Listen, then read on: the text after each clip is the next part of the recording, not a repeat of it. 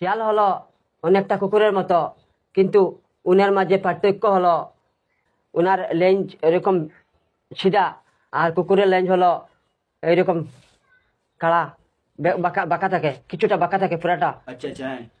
তারপর শীতকালে যখন সন্ধ্যার পরে শিয়ালটা বের হয়, উনার দলবল নিয়ে যখন ক্ষেতের মধ্যে ধানের ভিতর থেকে বের হয়, উনি এসে অন্ধকার হওয়ার পরে উনি এরকম ডাকে, হুঁকা হুঁয়া, হুঁকা হুঁয়া, হুঁকা হুঁয়া, এইরকম ডাকে।